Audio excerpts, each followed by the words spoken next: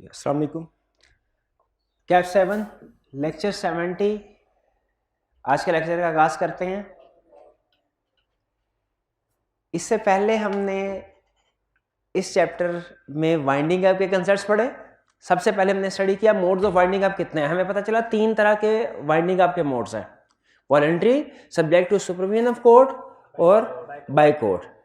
Voluntary winding up में क्या होता है, लिक्विडेटर और लिक्विडेशन का जितना भी प्रोसीजर है वो सारे का सारा कंपनी की ज़ेरे निगरानी यानी मेंबर्स की ज़ेरे निगरानी या क्रेडिटर की ज़ेरे निगरानी किया जाता है। कोर्ट की किसी लेवल पे इन्वॉल्वमेंट नहीं होती। Subject to supervision of court का मतलब क्या है कि वाइंडिंग अप के लिए प्रोसीडिंग्स सारी की सारी कंपनी कर रही होगी, लेकिन कोर्ट सुपरवाइज कर रही होगी कि क्या ये सारे प्रोसीजर्स ठीक परफॉर्म किए जा रहे हैं, कहीं किसी क्रेडिटर या मेंबर के साथ कोई ज्यादती तो नहीं हो रही। यह है सुपरविजन। यानी सुपरविजन में कोर्ट का रोल सिर्फ सुपरवाइज देखने की हद तक होगा। जहां पे जरूरत होगी कोर्ट इंटरफेयर करती है, वरना नॉर्मली कोर्ट इंटरफेयर नहीं करती। यह subject to supervision of court. और वाइंडिंग अप बाय कोर्ट का मतलब क्या है कि कंपनी की मैनेजमेंट साइड पे, कंपनी की मैनेजमेंट सारे डायरेक्टर चीफ एग्जीक्यूटिव को घर भेज दिया जाता है और कोर्ट अपॉइंट करती है एक ऑफिशियल लिक्विडेटर को। पहले प्रोविजनल मैनेजर जब तक प्रोसीडिंग चल रही है, और जब वाइंडिंग अप ऑर्डर पास हो जाए उस वक्त फिर ऑफिशियल लिक्विडेटर को अपॉइंट किया जाता है, जो कि कंपनी के मामलात को मैनेज करता है और कंपनी को वाइंड अप करता है। जो हमारे सिलेबस में सबसे ज्यादा मटेरियल है, सबसे ज्यादा कंसेप्ट डिस्कस हुआ है, वो है winding up by court. Winding up by court में अभी तक हमने क्या स्टडी किया, हमने स्टडी किया वो कौन सी सबसे पहले स्टडी किया कौन से सर्कमस्टेंसेस हैं जिनमें किसी कंपनी को वाइंड अप किया जा सकता है बाय कोर्ट। हमने स्टडी किया उसके बाद वो कौन से पर्सन्स हैं जो कि अप्लाई कर सकते हैं कोर्ट को फॉर वाइंडिंग अप, ठीक है, वो हमने स्टडी किया।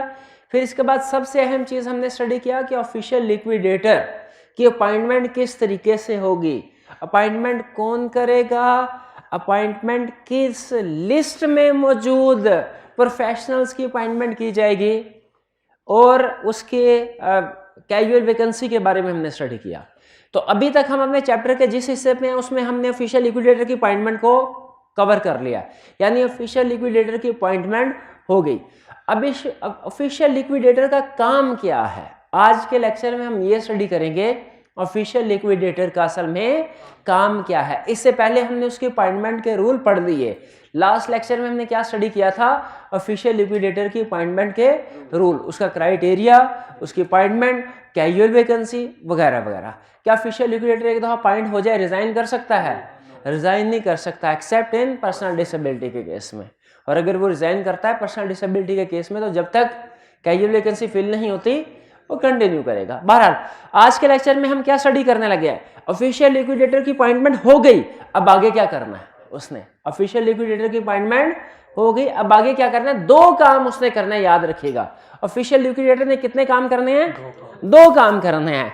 एक, स्टेटमेंट लेनी है मैनेजमेंट से, मैनेजमेंट में स्टेटमेंट लेगा और उसकी बेस पे उसको रिफाइन करके कुछ चीजें एक रिपोर्ट की शक्ल देके रिपोर्ट सबमिट करवाएगा कोर्ट को। यानी ऑफिशियल लिक्विडेटर ने क्या करना है, एक हाथ से स्टेटमेंट ऑफ फेयर्स कलेक्ट करनी है मैनेजमेंट से और दूसरे हाथ से रिपोर्ट सबमिट करवानी है कोर्ट को, ठीक है। दोनों में फर्क है, एक है स्टेटमेंट और एक है रिपोर्ट। इन दोनों में फर्क ध्यान में रखिएगा। स्टेटमेंट, तो आज के हमारे दोनों लर्निंग ऑब्जेक्टिव यही है, एक है स्टेटमेंट ऑफ फेयर्स और दूसरा है रिपोर्ट।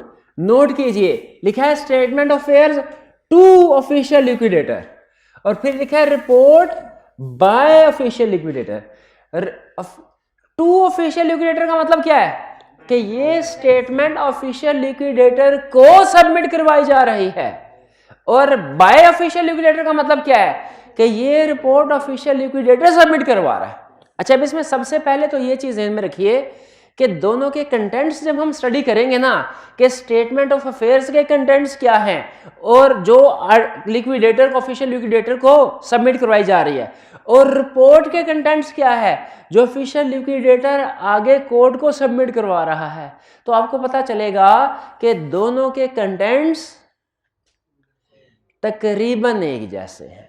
तकरीबन, एग्जैक्टली नहीं कह रहा, तकरीबन एक जैसे हैं, यानी वही इंफॉर्मेशन जो है वो कंपनी की मैनेजमेंट ऑफिशियल लिक्विडेटर को प्रोवाइड करती है स्टेटमेंट की शक्ल में, और उसे ही कुछ थोड़ा बहुत वेरीफाई करने के बाद ऑफिशियल लिक्विडेटर उस रिपोर्ट को सबमिट करवा देता है कोर्ट को। जैसे फर्ज कीजिए मैनेजमेंट की तरफ से उसे पता चलेगा सर हमारे ये एसेट्स है, ये लायबिलिटीज है, ठीक है, तो ऑफिशियल लिक्विडेटर क्या करेगा, उन एसेट्स और लायबिलिटीज को थोड़ा वेरीफाई करेगा। जैसे एसेट्स है तो उनकी किसी वैल्यूअर से उनकी वैल्यूएशन करवाएगा, और जो फाइनल वेरीफाइड फिगर्स हैं ये कोर्ट को सबमिट करवाएगा। है चीज वही, लिस्ट ऑफ एसेट्स, फर्क सिर्फ ये क्या है कि ऑफिशियल लिक्विडेटर की चेकिंग के बाद, वेरिफिकेशन के बाद उसकी ऑथेंटिसिटी बढ़ गई। तो मेन कंसेप्ट, पहले स्टेटमेंट सबमिट करवाई जाएगी statement of affairs official liquidator को, और उसके बाद ऑफिशियल लिक्विडेटर रिपोर्ट सबमिट करवाएगा कोर्ट को। ये क्लियर हो गया स्टेटमेंट और रिपोर्ट में फर्क। अच्छा, मैंने कहा कि स्टेटमेंट ऑफिशियल लिक्विडेटर को स्टेटमेंट सबमिट करवाई जाएगी। कौन सबमिट करवाएगा, कौन सबमिट करवाएगा ये स्टेटमेंट? मैनेजमेंट से मुराद CFO, CEO, director, company secretary, ये लोग। अच्छा, क्या करंट वाले लोग तो करवाएंगे ही करवाएंगे ना, क्या अगर कोई प्रीवियस सीएफओ सीईओ है उसके पास भी हो सकता है कोई रेलिवेंट इंफॉर्मेशन हो, उससे भी कोई स्टेटमेंट निकलवाई जा सकती है? ये क्वेश्चन है। ला इसका जवाब देता है यस, बिल्कुल निकलवाई जा सकती है, लेकिन बहुत ज़्यादा पुराने सीएफओ सीईओ से नहीं, ऐसे सीएफओ सीईओ से नहीं जो 5 साल 6 7 8 साल 10 साल पहले कंपनी को छोड़ के जा चुका है, बल्कि वो जो तकरीबन 1 साल के अंदर अंदर सीएफओ सीईओ हो रहा है। तो पहली चीज, स्टेटमेंट ऑफिशियल लिक्विडेटर को कौन देगा? स्टेटमेंट अफेयर्स कौन, किसकी जिम्मेदारी है? Director, CFO, CEO, company secretary. और ये तो हो गया कि ऑफिशियल जो स्टेटमेंट ऑफ अफेयर्स है वो किससे ली जाएगी। अब रिपोर्ट किसको दी जाएगी? कोर्ट को, और इसके एक कॉपी रजिस्ट्रार को भी सबमिट करवाई जाती है। तो दो कंसेप्ट्स हैं, एक है रिपोर्ट बाय ऑफिशियल लिक्विडेटर, यानी ऑफिशियल लिक्विडेटर आगे किसको रिपोर्ट देगा? कोर्ट को, और एक कॉपी सबमिट करवाएगा रजिस्ट्रार को। और एक कंसेप्ट है स्टेटमेंट ऑफ अफेयर्स,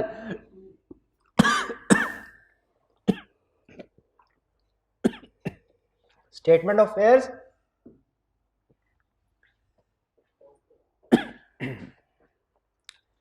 पानी पिला दीजिएगा। Statement of affairs to official liquidator, वो स्टेटमेंट जो ऑफिशियल लिक्विडेटर को दी जाएगी। अब अगर आपको याद हो तो इसके पर्टिकुलर्स हमने लास्ट लेक्चर में पढ़ लिए थे, याद है?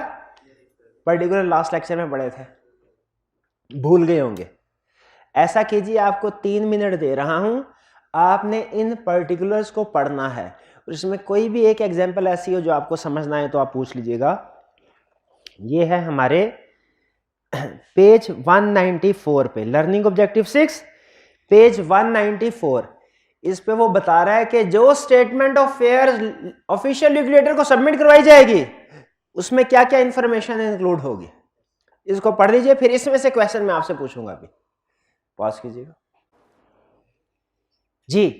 तो पर्टिकुलर्स हमने स्टडी किए थे लास्ट लेक्चर में स्टेटमेंट ऑफ अफेयर्स के, जो किसको स्टेटमेंट ऑफ अफेयर्स किसको सबमिट करवाई जाती है? किसको सबमिट करवाई जाती है?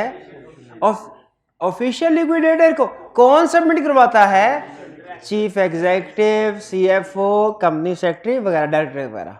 अच्छा, मुझे ये बताइए, स्टेटमेंट ऑफ अफेयर्स के कंटेंट्स हमने स्टडी किए थे, अब मैं आपसे 2-3 एग्जांपल शेयर कर रहा हूं, आपने मुझे बताना है कि क्या ये एलिमेंट, ये इंफॉर्मेशन स्टेटमेंट ऑफ अफेयर्स में आती है क्या नहीं आती। पहला क्वेश्चन, एसेट्स एंड लायबिलिटीज की लिस्ट स्टेटमेंट ऑफ अफेयर्स में आएगी?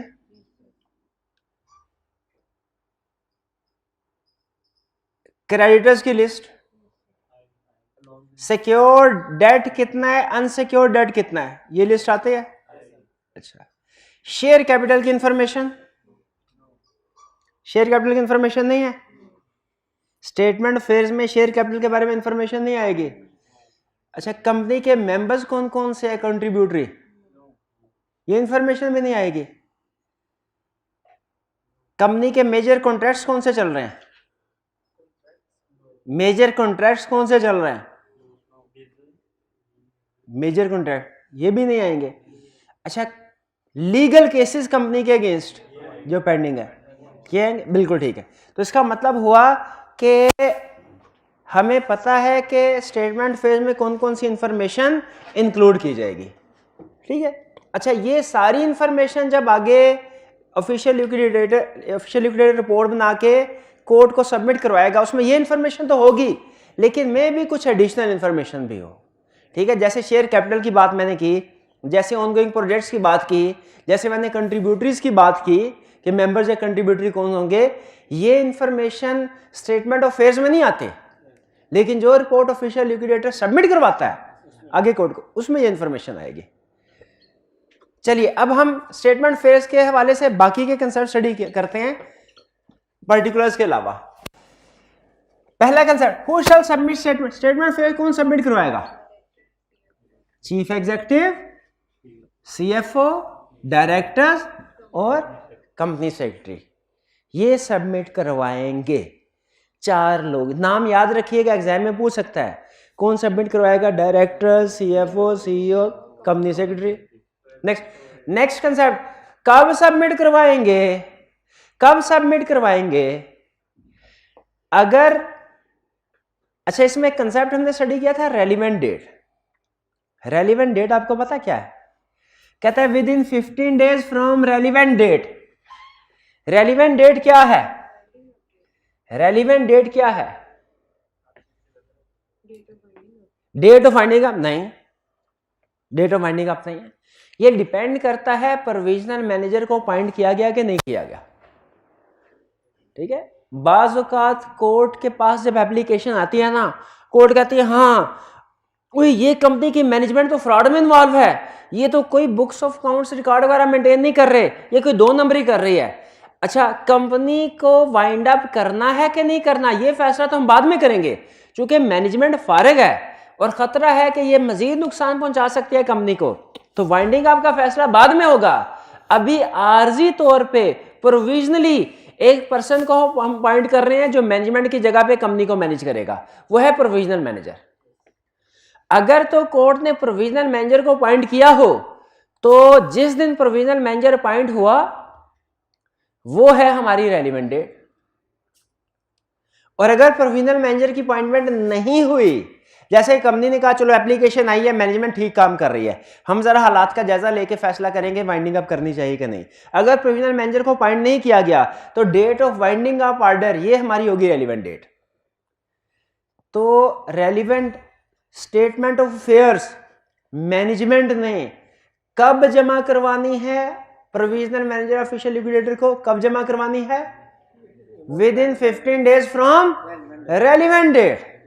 इसका मतलब है ये statement of affairs provisional manager को भी जमा करवाई जा सकती है अगर प्रोविजनल मैनेजर अपॉइंट हुआ है। अगर प्रोविजनल मैनेजर अपॉइंट नहीं हुआ तो ये ऑफिशियल लिक्विडेटर को सबमिट करवाई जाएगी। कितने अरसे में, विद इन 15 डेज नहीं, within 15 days from relevant date. Relevant date के ऊपर फोकस कर रहा हूं मैं। रेलिवेंट डेट का मतलब क्या है, अगर प्रोविजनल मैनेजर की अपॉइंटमेंट हुई है तो प्रोविजनल मैनेजर की अपॉइंटमेंट की डेट होगी रेलिवेंट, उसके 15 दिन के अंदर अंदर स्टेटमेंट फेयर्स प्रोविजनल मैनेजर को सबमिट करवाई जाएगी। और अगर प्रोविजनल मैनेजर की अपॉइंटमेंट नहीं हुई तो फिर इसका मतलब है वाइंडिंग अप ऑर्डर पे ऑफिशियल लिक्विडेटर की अपॉइंटमेंट हुई होगी, तो फिर वाइंडिंग अप ऑर्डर के 15 दिन के अंदर अंदर ये स्टेटमेंट सबमिट करवाई जाएगी। किसको, ऑफिशियल लिक्विडेटर को। क्लियर। अच्छा, इसका मतलब ये हुआ 15 दिन के अंदर, अगर प्रोविजनल मैनेजर अपॉइंट हुआ तो उसके 15 दिन के अंदर अंदर उसे, या ऑफिशियल लिक्विडेटर का केस है वाइंडिंग अप के ऊपर, तो फिर वाइंडिंग अप ऑर्डर के 15 दिन के अंदर अंदर ऑफिशियल लिक्विडेटर को स्टेटमेंट सबमिट करवाई जाएगी। ये 15 दिन का टाइम एक्सटेंड भी किया जा सकता है अप टू 45 डेज, यानी 15 की बजाय ये बढ़ के यानी 30 दिन इसमें और ऐड हो सकते हैं। 15 दिन में 30 दिन और ऐड हो सकते हैं, लेकिन प्रोविजनल मैनेजर और ऑफिशियल लिक्विडेटर की डिस्क्रिशन है। डिस्क्रिशन है, वो अगर ऐड करना चाहे तो करे। इसलिए कि आगे चल के हम स्टडी करेंगे, लॉ ने ये कहा है जिस तरह टाइम पीरियड है ना कि statement of affairs official liquidator को या प्रोविजनल मैनेजर को कब सबमिट करवाई जाएगी, उसी तरह टाइम पीरियड है कि ऑफिशियल लिक्विडेटर आगे रिपोर्ट कब सबमिट करवाएगा, आगे रिपोर्ट कब सबमिट करवाएगा कोर्ट, उसके लिए 60 डेज है फ्रॉम रेलिवेंट डेट, उसकी अपॉइंटमेंट से है। इसका मतलब यह हुआ कि तकरीबन अगर जितना टाइम एक्सटेंड करेगा ना ऑफिशियल लिक्विडेटर मैनेजमेंट को स्टेटमेंट ऑफ अफेयर्स सबमिट करवाने के लिए, उतना ही बाद में खुद उसका टाइम कम होता जाएगा, क्योंकि उसने 60 डेज के अंदर अंदर सबमिट करवाना है। तो क्लियर, क्या कंसेप्ट समझा अभी हमने? एक ये कि ऑफिशियल जो स्टेटमेंट ऑफ अफेयर्स है वो ऑफिशियल लिक्विडेटर को कब सबमिट करवाई जाएगी, within 15 days from relevant date, और ये टाइम एक्सटेंड हो सकता है अप टू 45 डेज। और फिर आगे ऑफिशियल लिक्विडेटर ने रिपोर्ट कब सबमिट करवानी है कोर्ट को, with in 60 days of appointment. ठीक है, टाइम पीरियड क्लियर हो गया। ये पता चल गया हमें कि स्टेटमेंट ऑफ अफेयर्स किसने सबमिट करवानी है, क्लियर, कब सबमिट करवानी है, ठीक है, जिसको एक्सटेंड किया जा सकता है up to 45 days by provisional manager, official liquidator या कोर्ट। क्या क्या, हाँ, क्या क्या जमा करवाना है ऑफिशियल, ये हमने स्टडी कर लिया। स्टेटमेंट ऑफ अफेयर्स में क्या क्या इंफॉर्मेशन इंक्लूड होगी हमने स्टडी कर लिया ना। क्या क्या होगी बताइए? एसेट्स और लायबिलिटीज की डिटेल, और बताइए डेट्स, सिक्योर्ड और अनसिक्योर्ड डेट्स में क्लासिफिकेशन, और क्या होगा? डेटर्स के नेम, एड्रेस, ऑक्यूपेशन और amount realised, expected to be realised 180 days के अंदर जहां कंपनी में अपने बिजनेस, हाँ जी, प्रीवियस 180 डेज में जहां कंपनी ने बिजनेस कंडक्ट किया है उस प्लेस की डिटेल, ये सारी इंफॉर्मेशन और कुछ मजीद इंफॉर्मेशन भी स्टेटमेंट ऑफ अफेयर्स में इंक्लूड की जाएगी। रीइंबर्समेंट ऑफ एक्सपेंसेस, अगर इन लोगों को, अब देखें ये लोग घर जा चुके थे, ये लोग कैसे पता चला घर जा चुके थे?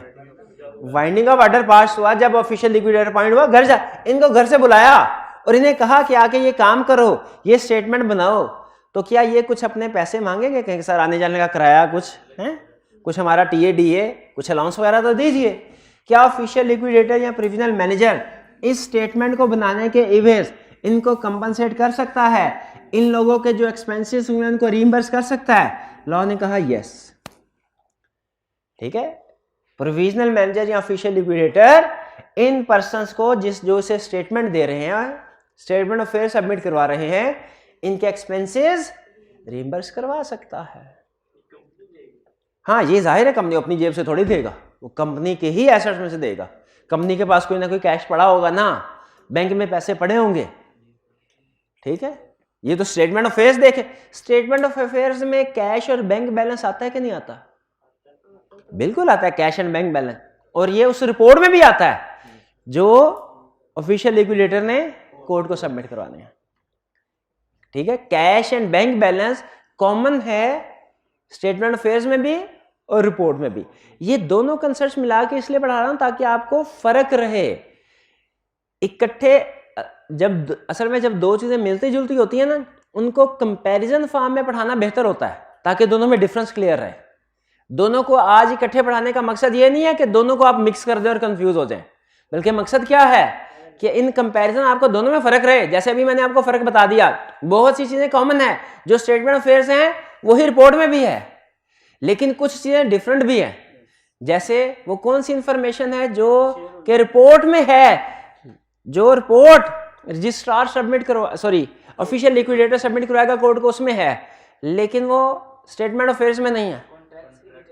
कॉन्ट्रैक्ट्स की detail, ongoing shares holder, share capital के बारे में इंफॉर्मेशन जी, और होल्डिंग सब्सिडी के बारे में इंफॉर्मेशन। अब वो कहता है कि आप जो कंपनी के करंट सीएफओ सीईओ वगैरह थे उनसे तो आपने स्टेटमेंट ऑफ अफेयर्स बनवा ली, अगर कुछ इंफॉर्मेशन प्रिपेयर करने के लिए पास्ट के पुराने कोई CFO CEO सेक्रेटरी वगैरह की जरूरत है, क्या उससे भी स्टेटमेंट निकलवाई जा सकती है? क्या जो CFO CEO company secretary director या ऑफिसर ऑफ द कंपनी को छोड़ चुके हैं, कंपनी को छोड़ चुके हैं, उनसे स्टेटमेंट रिक्वायर की जा सकती है? यस। कोर्ट से इजाजत लेके ऑफिशियल लिक्विडेटर जो पास्ट के CFO CEO या एम्प्लॉयज हैं उनसे भी स्टेटमेंट ले सकता है। लेकिन कौन से वाले? जो के 1 साल पुराने, within 1 year before relevant date से 1 साल पहले तक, 1 साल विद इन 1 ईयर, 1 साल पहले तक कंपनी के डायरेक्टर या CFO कंपनी सेक्रेटरी रहे, या कंपनी की फॉर्मेशन का पार्ट रहे, या एम्प्लॉयमेंट ऑफ द कंपनी में रहे।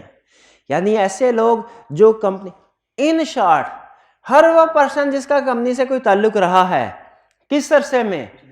रेलिवेंट डेट से 1 साल के अंदर। 1 साल से पुराने हैं तो फिर उनसे नहीं पूछ सकते, उनसे नहीं पूछ, किससे इन्वेस्टिगेट कर सकते हैं, किससे स्टेटमेंट ले सकते हैं?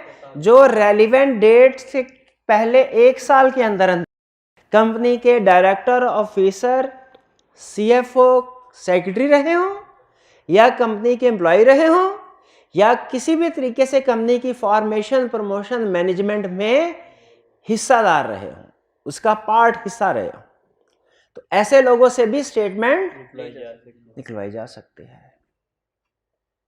ठीक है, जो विद इन, अच्छा यहाँ पे फिर रेलिवेंट डेट का कंसेप्ट आ गया। तो रेलिवेंट डेट क्या बताया था? रेलिवेंट डेट क्या होती है? अगर प्रोविजनल मैनेजर की अपॉइंटमेंट हुई है तो date of appointment of provisional manager, वरना date of binding of order. इस स्टेटमेंट की कॉपी कौन हासिल कर सकता है? ऑफिशियल लिक्विडेटर को तो स्टेटमेंट सबमिट करवाई गई ना, ये इसकी कॉपी कौन हासिल कर सकता है? हर क्रेडिटर या कंट्रीब्यूटरी जिसने पैसे लेने हो या देने हो, जिसका लेन देन हो, जिसने पैसे लेने हो या जिसने पैसे देने हो। ऐसा पर्सन जिसने ना पैसे लेने हैं, ना देने, ना क्रेडिटर है, ना कंट्रीब्यूटरी, वो स्टेटमेंट ऑफ अफेयर्स की कॉपी हासिल नहीं कर सकता। और अगर वो स्टेटमेंट ऑफ अफेयर्स की कॉपी हासिल करने के लिए झूठ मूठ का क्रेडिटर या कंट्रीब्यूटरी बनता है, शो करवाता है अपने आप को कि मैं क्रेडिटर या कंट्रीब्यूटरी हूं, लॉ क्या कहता है? उसको हम सजा देंगे, इस जुर्म की सजा देंगे। सजा क्या देंगे ये नहीं बताया उन्होंने, सजा क्या देंगे ये नहीं बताया उन्होंने, लेकिन उन्होंने ये कहा कि किसी का झूठ मूठ अपने आप को क्रेडिटर या कंट्रीब्यूटरी रिप्रेजेंट करना, किस लिए?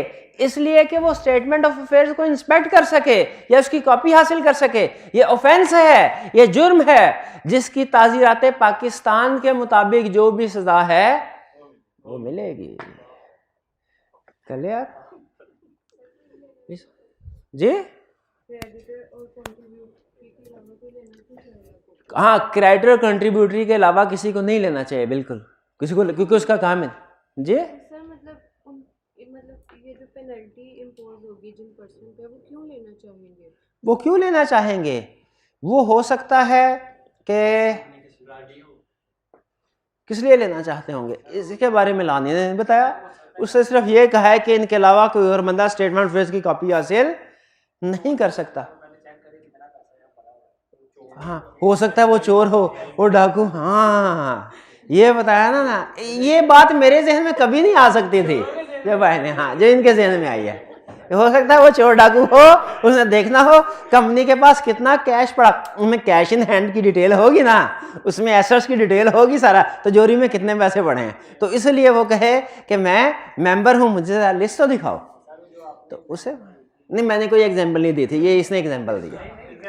चलिए 12, ये क्लियर हो गया स्टेटमेंट ऑफ अफेयर्स। पेनल्टी, हाँ पेनल्टी दी जाएगी लेवल 2 की, अगर इसकी वायलेशन होगी तो इसकी, हाँ जी वायलेशन की बात कर रहा है। यहां तक क्लियर? अभी तक हमने क्या स्टडी किया है? Statement of affairs. फिर इसे बताइए, स्टेटमेंट ऑफ अफेयर्स किसको सबमिट करवाई जाएगी? ऑफिशियल लिक्विडेटर या प्रोविजनल मैनेजर को? Official liquidator. कौन सबमिट करवाएगा? कौन सबमिट कराएगा? CFO, CEO, डायरेक्टर या secretary of the company, current भी और जो पिछले 1 साल के अंदर अंदर within 1 year of relevant date company के CFO, CEO, सेक्रेटरी या डायरेक्टर रहे या कंपनी की एम्प्लॉयमेंट में रहे या कंपनी की फॉर्मेशन से लिंक रहा है उनका, ऐसे लोग स्टेटमेंट सबमिट करवाएंगे किसको?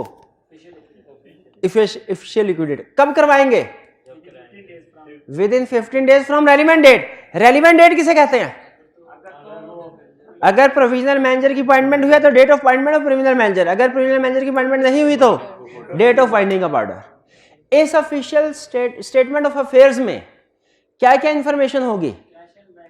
कैश एंड बैंक के बारे में, प्रॉपर्टी के बारे में, डेट्स, सिक्योर्ड, अनसिक्योर्ड, इसके अलावा पेंडिंग लीगल केसेस वगैरह, ये सारी इंफॉर्मेशन वगैरह वगैरह इसमें होगी। अच्छा, इसके लिए क्या इन लोगों को एक्सपेंसेस रीइंबर्स किए जा सकते हैं? बिल्कुल किए जा सकते हैं, ठीक है। और इसकी कॉपी कौन हासिल कर सकता है? Creditor contributory. अगर कोई और हासिल करने की कोशिश करेगा तो वो ऑफेंस है, पनिशेबल है। अब आते हैं रिपोर्ट की तरफ। स्टेटमेंट ऑफ अफेयर्स क्लियर हो गई, रिपोर्ट की तरफ। स्टेटमेंट ऑफ अफेयर्स मिल गई ऑफिशियल लिक्विडेटर को। अब उसने 15 दिन के अंदर अंदर मिल गई, रेलिवेंट डेट के 15 डेज में। अब उसने 60 दिन के अंदर अंदर यानी मजीद 45 दिन उसके पास है। अगर वो एक्सटेंशन ना, अज्यूम कीजिए कोई एक्सटेंशन नहीं दी उसने ऑफिशियल लिक्विडेटर ने, तो 60 डेज के अंदर अंदर उसने रिपोर्ट बनानी है और सबमिट करवानी है कोर्ट को और एक कॉपी देनी है रजिस्ट्रार को, ठीक है। When to submit report? As soon as possible but within 16 days from winding of order. यानी वो कह रहा है अगर जल्दी बन जाए ना तो 60 दिन पूरे होने का इंतजार ना करो, रिपोर्ट जल्दी सबमिट करवा दो। इस रिपोर्ट में क्या क्या पर्टिकुलर्स इंक्लूड किए जाएंगे? अब आपने मुझे बताते जाना है, वापस नहीं देखना स्टेटमेंट अफेयर्स की तरफ, मुझे बताते जाना है कि क्या ये वाला मैटर, ये वाले पर्टिकुलर स्टेटमेंट ऑफ अफेयर्स में थे कि नहीं थे। Assets of the company and their value statement affair में भी थे, रिपोर्ट में भी। शाबाश। Detail of trademarks, intellectual property, फैनी, ये नहीं थे। अच्छा, स्पेसिफिकली नहीं थे, लेकिन जो पहली आइटम है ना एसेट्स एंड लायबिलिटीज की लिस्ट, तो ये भी तो एसेट्स है, ये उस लिस्ट में आ रहा होगा इंटेंजिबल एसेट्स में, तो ये भी थे। Cash and bank balance, authorised and paid up capital, ये रिपोर्ट में तो शामिल है लेकिन स्टेटमेंट ऑफ अफेयर्स में शामिल नहीं है। लायबिलिटीज में आप कह सकते हैं कि शायद वो प्रेजेंट करते हो इसको, लेकिन ये specifically authorised and paid up capital. Creditor, secured and contingent liabilities, contingent liabilities, contingent liabilities statement of affairs में थी कि नहीं थी? पेंडिंग सोर्स लीगल केसेस उसमें भी थे। Details of legal cases filed by और अगेंस्ट कंपनी, ये इंफॉर्मेशन भी थी। List of receivable plus realizable amount, receivable from contributories, कितने कंट्रीब्यूटरीज हैं, किससे क्या क्या अमाउंट रिसीव करने हैं, ये इंफॉर्मेशन नहीं थी, कंट्रीब्यूटरीज वाली इंफॉर्मेशन नहीं थी। Details of ongoing contracts and joint ventures, किसी के साथ एग्रीमेंट्स किया, जॉइंट वेंचर बिजनेस चल रहा है, कोई प्रोजेक्ट चल रहे हैं, ऑनगोइंग प्रोजेक्ट नहीं है। अच्छा, इसकी मैं एक इंटरेस्टिंग आपको फैक्ट बता दूं, ये रिपोर्ट जो कोर्ट को रिपोर्ट सबमिट करवाई जाती है ना, उसमें ये ongoing contracts and joint venture खास तौर पे इसलिए भी ज़रूरी होता है कि वाइंडिंग अप का ना एक बड़ा मसला होता है कि वाइंडिंग अप ऑर्डर तो कोर्ट कहती है हम आज की आज ही पास कर दें, लेकिन कुछ मसले मसाइल ऐसे हैं जो कि अभी सेटल नहीं हो सकते इमीडिएटली। जैसे अगर कंपनी के खिलाफ या कंपनी ने दूसरों के खिलाफ केस फाइल किया है, अब आप खुद सोचें अगर कोर्ट आज वाइंडिंग अप ऑर्डर देके कहे पैसे सारे बांट दो क्रेडिटर्स में, कल कला को उस केस का फैसला कंपनी के खिलाफ हो जाए, उसके लिए पैसे कहां से आएंगे? तो इसीलिए ये जो लीगल केसेस की डिटेल है, जो कंटिंजेंट लायबिलिटीज है, ये कोर्ट के सामने लिस्ट आना जरूरी है। इसी तरह ऑनगोइंग प्रोजेक्ट्स हैं। अब बताइए अगर कोई प्रोजेक्ट चल रहा है, जैसे फर्ज कीजिए 6 महीने का कॉन्ट्रैक्ट किया हुआ है कंपनी ने, उसमें 2 महीने गुजर गए, 4 महीने बाकी है, एक पर्टिकुलर प्रोडक्ट है वो 4 महीने तक, अगले 4 महीनों तक मुसलसल किसी एक दूसरी कंपनी को सप्लाई करनी है, क्या ऐसे कॉन्ट्रैक्ट को कैंसिल कर देना चाहिए क्योंकि कंपनी को वाइंड अप करार देने लगे? अब कोर्ट ये डिसाइड करेगी कि क्या बेनिफिशियल है, क्या इस कॉन्ट्रैक्ट को पूरा करना ज्यादा बेनिफिशियल है या इस कॉन्ट्रैक्ट को अभी खत्म कर देना और इसके बदले में डैमेजेस पे करना ज्यादा बेनिफिशियल है। तो कोर्ट को इसीलिए सारे जो ऑनगोइंग प्रोजेक्ट्स हैं, ऑनगोइंग कॉन्ट्रैक्ट्स हैं, इनकी इंफॉर्मेशन होनी चाहिए ताकि पता चले कितने कॉन्ट्रैक्ट चल रहे हैं, कौन सा कॉन्ट्रैक्ट कब खत्म होगा। क्योंकि मजीद तो कंपनी कॉन्ट्रैक्ट नहीं कर रही होगी, अगर वाइंडिंग अप ऑर्डर पास कर दिया जाए मजीद कॉन्ट्रैक्ट्स तो कंपनी नहीं कर रही होगी, लेकिन एग्जिस्टिंग कॉन्ट्रैक्ट्स का तो कुछ ना कुछ करना है ना, एग्जिस्टिंग प्रोजेक्ट्स का तो कुछ ना कुछ चलना है, उनको दरमियान में तो नहीं छोड़ सकते। तो इसीलिए उनका जायजा लेने के लिए कि उनके बारे में बेहतरीन कोर्स ऑफ एक्शन क्या हो सकता है, क्या उनको पूरा करना चाहिए या कि जिन लोगों के साथ एग्रीमेंट किए हैं उनसे रिक्वेस्ट करके उन्हें कहना चाहिए कि आप अल्टरनेट सप्लायर ढूंढ लें और ये कॉन्ट्रैक्ट कैंसिल करते हैं। जो भी बेहतर होगा, इस सिलसिले में जो ऑफिशियल लिक्विडेटर है वो भी कोर्ट को अपनी सजेशन देता है कि किस तरीके से कंपनी की वैल्यू को, कंपनी की एसेट्स को हम मैक्सिमाइज कर सकते हैं। फिर detail of holding and subsidy, अगर कोई होल्डिंग या सब्सिडरी कंपनी है उसकी इंफॉर्मेशन और any other information considered in sale, जो भी जरूरी इंफॉर्मेशन हो जो ऑफिशियल लिक्विडेटर समझता है कि रिपोर्ट का हिस्सा होनी चाहिए या जो कोर्ट उससे रिक्वायर करे कि इसे भी रिपोर्ट का हिस्सा बनाओ, ऑफिशियल लिक्विडेटर उसे रिपोर्ट में इंक्लूड करेगा। ये रिपोर्ट किसको सबमिट करवानी है? कोर्ट, और एक कॉपी रजिस्ट्रार को भी। अगर कोर्ट कहे तो ऑफिशियल लिक्विडेटर कुछ और मैटर्स पे भी रिपोर्ट देगा, जैसे manner of formation of company, कि कंपनी के बनने में कोई प्रॉब्लम तो नहीं थे, कंपनी की फॉर्मेशन ठीक हुई, प्रोमोटर्स ने ठीक काम किया, प्रमोशन और मैनेजमेंट ऑफ कंपनी की फॉर्मेशन, इनकॉर्पोरेशन, प्रमोशन या मैनेजमेंट के हवाले से कोई प्रॉब्लम हो ना, जैसे ऑफिशियल लिक्विडेटर को लगे कि इन्हें सही मैनर में ऑपरेट नहीं किया गया, कंपनी को मामलात को सही मैनर में नहीं चलाया गया, तो ऑफिशियल लिक्विडेटर इसके ऊपर भी रिपोर्ट देगा कि सर मैनेजमेंट जो है ठीक नहीं, बोर्ड ऑफ डायरेक्टर्स इनकी आते ही नहीं थे, मीटिंग नहीं करते थे 6-6 महीने, ठीक है। तो manner of management of company को किस तरीके से मैनेज किया, अच्छे तरीके से मैनेज किया गया कि नहीं कंपनी को, इसके बारे में कमेंट करेगा। वायबिलिटी ऑफ बिजनेस, क्या कंपनी के लिए मजीद बिजनेस करना वायबल है कि नहीं है। देखिए कोर्ट की हद्दुल इम्कान कोशिश ये होती है कि अव्वल तो अगर कंपनी को वाइंड अप ना करना पड़े, देखिए ये अल्टीमेट एक्शन होता है, फाइनल एक्शन होता है कोर्ट की तरफ से कि वो कंपनी को वाइंड अप करार दे दे। प्रैक्टिकली क्या होता है कि जो भी इशू है ना, जो हमने स्टार्ट में पढ़ा था कि winding up by court in circumstances की वजह से हो सकती है, इन इश्यूज वो 12-13 की लिस्ट, प्रैक्टिकली कोर्ट उन डेफिशिएंसीज को रिमूव करने की कोशिश करता है। जैसे स्टैट्यूटरी मीटिंग कंडक्ट नहीं हुई, फाइनेंशियल स्टेटमेंट फाइल नहीं की गई, बुक्स प्रिपेयर नहीं की गई, मैनेजमेंट फ्रॉडलेंट एक्टिविटी में इन्वॉल्व है, तो ऐसा ना समझिएगा कि अगले ही दिन कोर्ट ऑर्डर कर देगा ऐसी कंपनी को वाइंड अप करार दिया जाए, बल्कि कोर्ट पहले ऑर्डर ये इशू करता है कि स्टैट्यूटरी मीटिंग कंडक्ट करवाओ, फाइनेंशियल स्टेटमेंट फाइल करो, इस मैनेजमेंट को चेंज कर दो, बिजनेस को जरा बेहतर तरीके से चलाओ, ठीक है। पहले कोर्ट की कोशिश ये होती है। उसी तरह ऑफिशियल लिक्विडेटर कोर्ट को ये बता रहा है कि मजीद बिजनेस चलाना मुमकिन है कि नहीं। अगर वायबल हो मजीद बिजनेस चलाना, तो फिर court winding up order pass नहीं करेगा, बल्कि मैनेजमेंट को चेंज करने का ऑर्डर कर देगा, ठीक है। लेकिन अगर मजीद बिजनेस चलाना वायबल ना हो तो फिर उसको वाइंड अप कर दिया जाएगा। और other matters if directed by court, अगर कोर्ट कहे मजीद किसी मैटर के बारे में इंफॉर्मेशन चाहिए तो वो भी उसे सबमिट करवाएंगे। कुछ समझ आया? आज के लेक्चर में हमने क्या सीखा?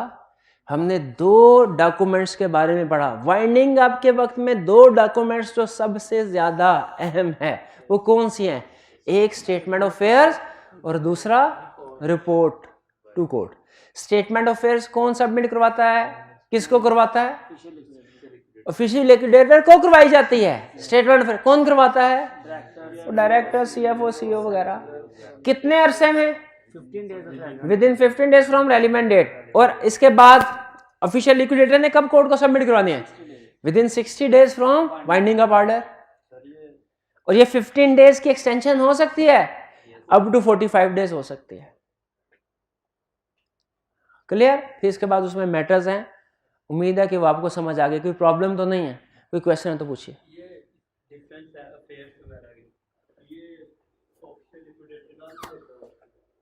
ये सारी इंफॉर्मेशन कहाँ से लेता होगा? जो डिफरेंस आ रहे हैं वो इंफॉर्मेशन कहाँ से लेता होगा? अगर वो इंफॉर्मेशन देखिए, इसमें जो मजीद इंफॉर्मेशन है ना, जैसे authorised and paid up capital है, इस इंफॉर्मेशन को ऑब्टेन करने में भी कंपनी की मैनेजमेंट, सीएफ और सीईओ उसकी हेल्प करते हैं, वरना ये कंपनी के ऑफिशियल रिकॉर्ड से भी देख सकते हैं। कंपनी की लेटेस्ट फाइनेंशियल स्टेटमेंट में इंफॉर्मेशन आ रही होगी। यहाँ पे एक वैल्यूअर की बात है, वैल्यूअर की बात भी यहाँ पे थी, ये assets of the company and their value. जो स्टेटमेंट अफेयर्स है उसमें एसेट्स की लिस्ट आ रही है, उनकी वैल्यू भी, लेकिन ये वो वैल्यू है जो कि किसी रजिस्टर्ड वैल्यूअर ने सर्टिफाई की हो, तो इसके लिए ऑफिशियल लिक्विडेटर किसी वैल्यूअर को एंगेज करता है। तो ये इंफॉर्मेशन या तो with in the company document से मिल जाती है उसे, जो एडिशनल इंफॉर्मेशन है जो कि उससे स्टेटमेंट ऑफ फेज में रिपोर्ट नहीं हुई, क्योंकि हमने ये स्टडी किया है, अभी तक के कंसेप्ट डिस्कशन से हमने ये सीखा है कि रिपोर्ट बाय ऑफिशियल लिक्विडेटर में कुछ ऐसी इंफॉर्मेशन होती है जो statement of affairs to official liquidator में इंक्लूड नहीं होती है। सेंटेंस समझ आया ये? तो वो इंफॉर्मेशन, क्वेश्चन इनका ये है कि वो इंफॉर्मेशन कहां से मिलेगी ऑफिशियल लिक्विडेटर को? ऑफिशियल लिक्विडेटर को वो इंफॉर्मेशन मिलेगी कंपनी के अंदर इंटरनल रिकॉर्ड से, या वैल्यूअर से, या रजिस्ट्रार से। कहां से मिलेगी? रजिस्ट्रार से नहीं मिलेगी, रजिस्ट्रार को तो खुद इंफॉर्मेशन देनी है, खुदा का खौफ कर, डायरेक्टर्स से। जी, और कोई क्वेश्चन हो तो पूछ लीजिए।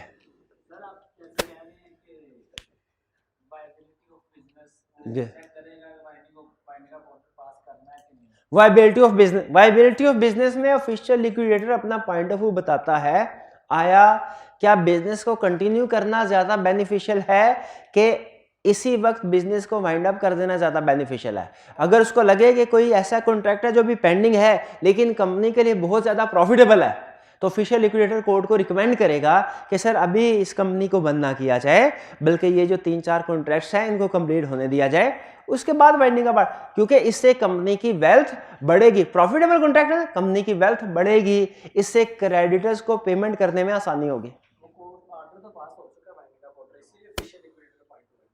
जी हाँ, ऑफिशियली बिल्कुल वाइंडिंग अप ऑर्डर, लेकिन कोर्ट इसको डिले कर सकती है। ये नहीं होगा कि अब कंपनी को वाइंड अप नहीं किया गया, ठीक है, लेकिन कोर्ट डिले कर सकती है कि चलें जब तक ये 2-3 कॉन्ट्रैक्ट्स पूरे नहीं होते तब तक आप कंपनी को कंटिन्यू करें। वाइंडिंग अप ऑर्डर तो ठीक है, पास हो गया है, ठीक है, इसका ये मतलब नहीं वाइंडिंग अप ऑर्डर कैंसिल हो जाएगा, लेकिन उसको पोस्टपोन किया जा सकता है ताकि एग्जिस्टिंग कॉन्ट्रैक्ट्स कंप्लीट हो सके, प्रोवाइडेड कि एग्जिस्टिंग कॉन्ट्रैक्ट ज्यादा बेनिफिशियल है कंपनी के लिए। और कोई क्वेश्चन? कोई क्वेश्चन नहीं, चलिए फिर। अच्छा, कल का लेक्चर प्रोबेबली हमारा लास्ट लेक्चर होगा जिसमें हम other modes of winding up पढ़ेंगे। वाइंडिंग अप बाय कोर्ट यहाँ पे कंप्लीट हो गया, other modes of winding up पढ़ेंगे, फिर इसके कुछ क्वेश्चंस और एमसीक्यूज हैं, इसकी डिस्कशन में इंशाल्लाह कल के लेक्चर में होगी। आज का लेक्चर यहाँ पे खत्म करते हैं हम। अल्लाह हाफिज।